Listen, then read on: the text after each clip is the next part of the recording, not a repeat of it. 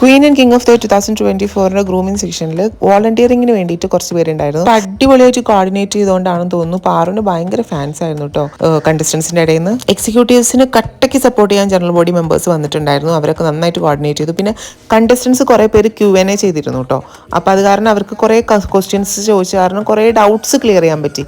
ഗസ്റ്റിൻ്റെ അടുത്ത് നിന്നാണെങ്കിലും ശരി, അല്ലാണ്ട് നമ്മുടെ എക്സിക്യൂട്ടീവ് മെമ്പേഴ്സിൻ്റെ അടുത്താണെങ്കിലും ശരി, പേജൻറ്റുമായി ബന്ധപ്പെട്ട് അവർ പേഴ്സണാലിറ്റി ഡെവലപ്മെൻറ്റുമായി ബന്ധപ്പെട്ട് ക്വസ്റ്റ്യൻ ആൻസേഴ്സിന് എങ്ങനെ പ്രിപ്പയർ ചെയ്യണം, സ്റ്റേജിൽ എങ്ങനെ പ്രസൻറ്റ് ചെയ്യണം എന്നുള്ളതിനൊക്കെ കുറേ ഡൗട്ട്സ് അവർ ക്ലിയർ ചെയ്തു.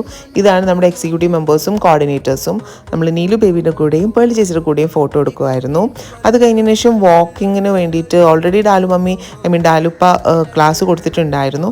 പിന്നെ അത് കറക്റ്റ് ചെയ്യുന്നുണ്ടായിരുന്നു ശ്രേയ ആരോഷി. കാരണം ശ്രേയ ആരോഷിയാണ് നമ്മുടെ ദ്വയയുടെ ഒഫീഷ്യൽ കൊറിയോഗ്രാഫർ. ഓഗസ്റ്റ് 23 നെടുമ്പാശ്ശേരിയിലുള്ള സിയാൽ കൺവെൻഷൻ സെൻറ്ററിൽ വെച്ചിട്ടാണ് പ്രോഗ്രാം. അപ്പോൾ നിങ്ങൾ എല്ലാവരെയും ഇൻവൈറ്റ് ചെയ്യാണ്.